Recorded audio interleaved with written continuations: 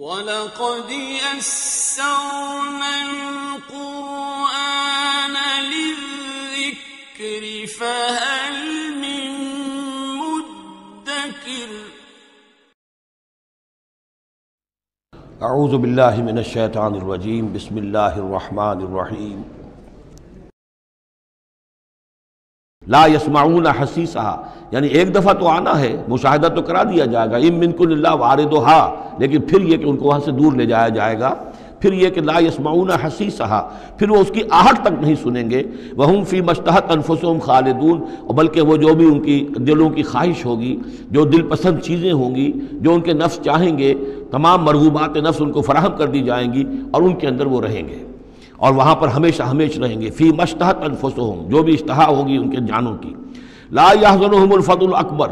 یہ جو فزع اکبر آنے والا ہے جس سے کہ شروع ہو رہی ہے سورہ حج آگے چل کر، ان زلزلۃ الساعۃ شیء عظیم، یہ فزع اکبر جو ہے ان کو نقصان نہیں پہنچائے گی، انہیں حزن نہیں پہنچائے گی۔ وتتلقاہم الملائکۃ ھذا یومکم، اور ان سے فرشتے ملاقات کریں گے آ کر، ھذا یومکم الذی کنتم توعدون، یہ ہے وہ دن آپ کا جس کا آپ سے وعدہ کیا گیا تھا، آج آپ کو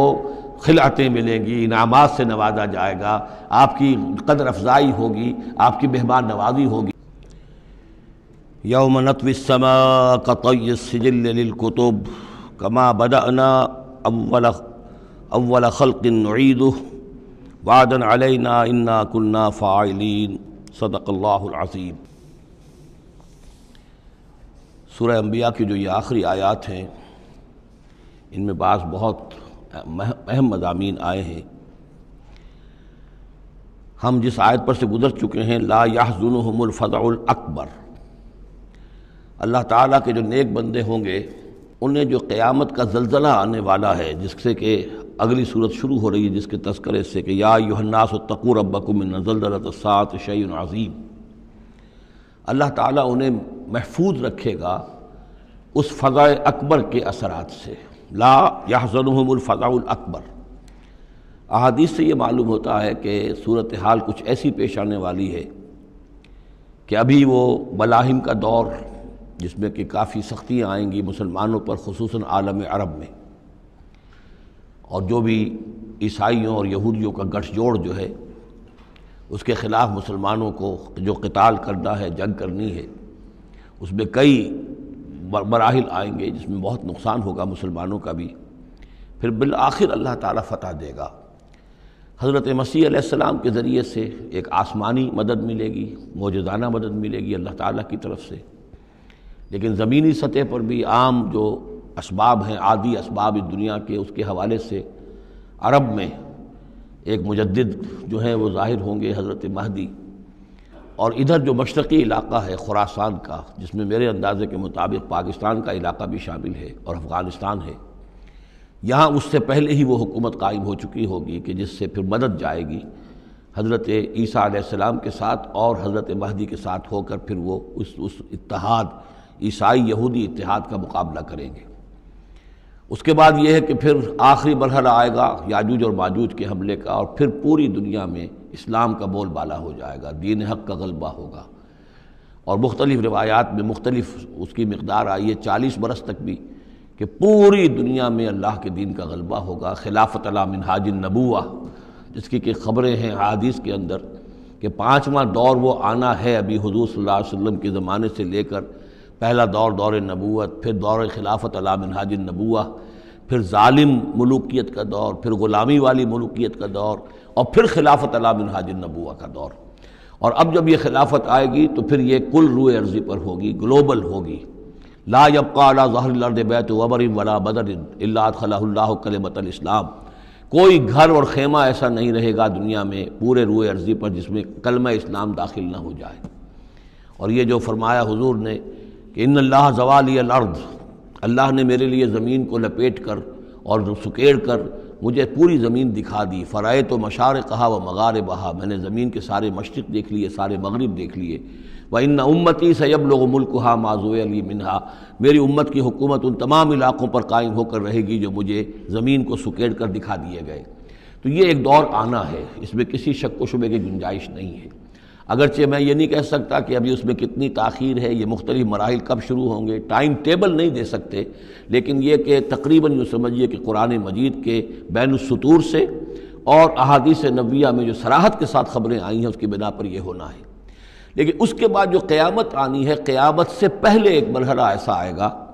کہ جب یہ ایک ایسی ہوا چلے گی کہ جس کی بنا پر تمام اہل ایمان بڑی ہی آسانی کے ساتھ اور بڑے ہی اطمینان کے ساتھ ان کی روحیں اللہ تعالیٰ قبض کر لے گا اور ان پر موت واقع ہو جائے گی۔ پھر دنیا میں سوائے شریروں کے اور بدماشوں کے اور فساق و فجار کے کوئی نہیں رہے گا، تو پھر ان پر قیامت قائم ہوگی، اور ان کے لیے پھر یہ فضع الاکبر بھی ہے جس کا ذکر ہو رہا ہے یا سورہ انبیاء کے آخر میں، اور انہی کے لیے وہ زلزلۃ الساعہ ہے کہ جس کو کہ اس وقت لوگ جو ہیں وہ دیکھیں گے، وہ ساری جو بھی سختیاں ہیں قیامت کی وہ ان کو برداشت کرنی ہے۔ اللہ اپنے نیک بندوں کو اس سے پہلے ہی ایک ایسی ہوا بھیج کر کے جس کے دل میں بھی ایمان ہوگا اس کی بڑی اطمینان اور سکون کے ساتھ اس کی موت واقع ہو جائے گی۔ اللہ تعالیٰ ان کو اس فضع اکبر سے اور زلزلہ عظیم سے بچا لے گا۔ اس کی صریح خبریں موجود ہیں احادیث نبویہ میں۔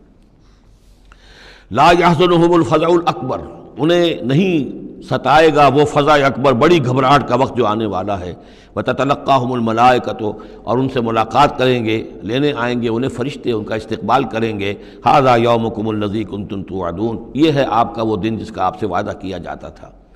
اس کے بعد جو کچھ ہوگا، یوم نطوی السماء کطی السجل للکتب، جس دن کہ ہم آسمان کو ایسے لپیٹ لیں گے جیسے کہ کتاب کا تومار، سکرولز جو ہوتے ہیں وہ لپیٹ لیے جاتے ہیں۔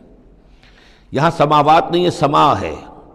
معلوم ہوتا ہے کہ یہی جو ہماری زمین کے قریب ترین جو آسمان ہوگا، اسی علاقے کے اندر در حقیقت یہ سارا جو ہے واقع ہوگا۔ اسی میں سورج بھی ہے، چاند بھی ہے، جمع الشمس والقمر، اسی کے اندر یہ جو بھی کرے ہیں یہ ٹکرائیں گے۔ یہ سارا جو زلزلۃ الساعۃ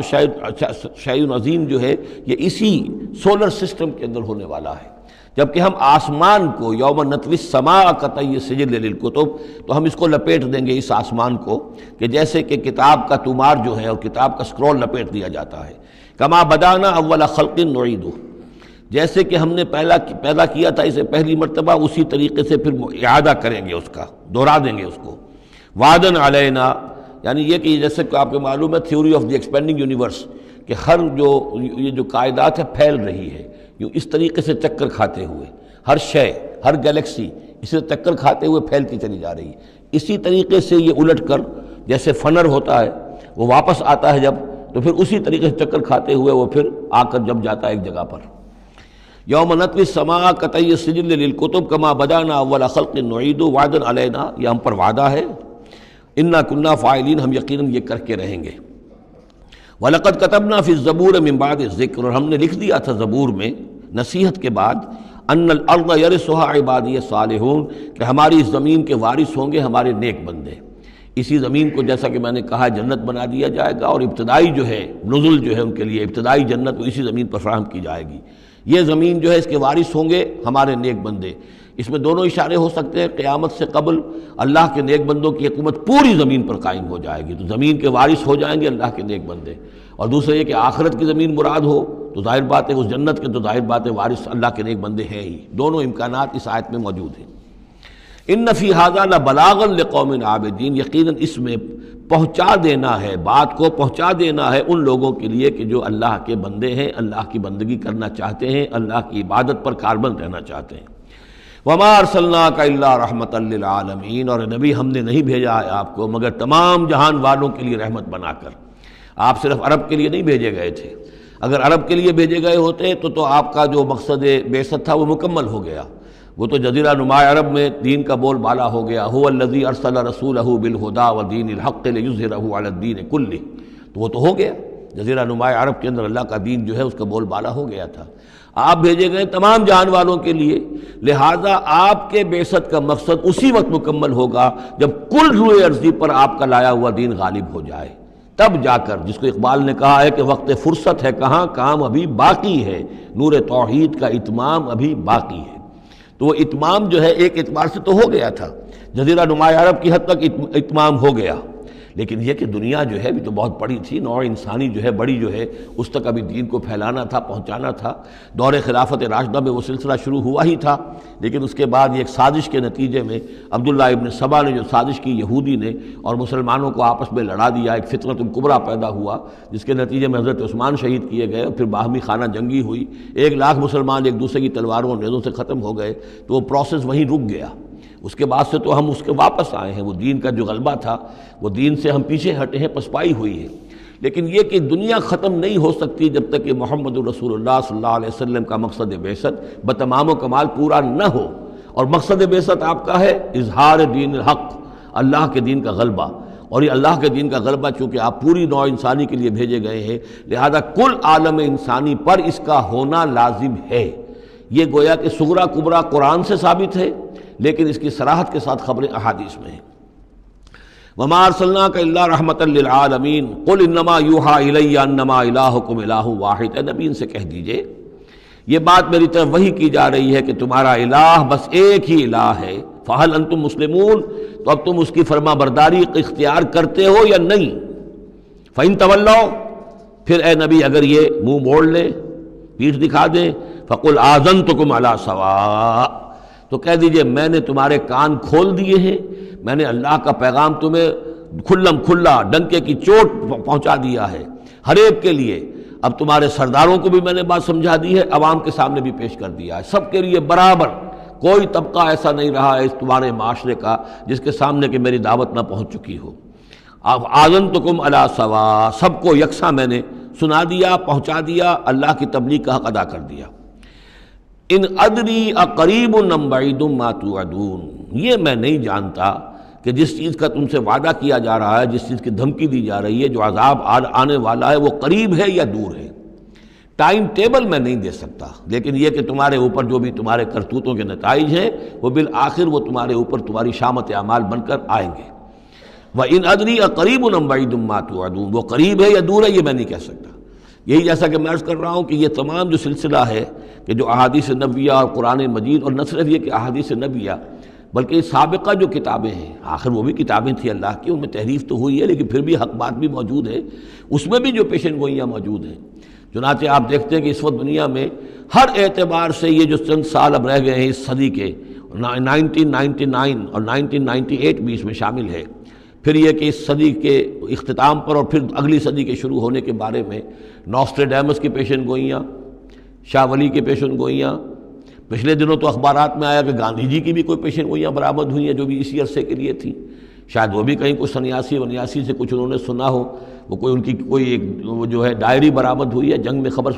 سنی تھی، شائع ہوئی تھی۔ وائن برگر جو ہے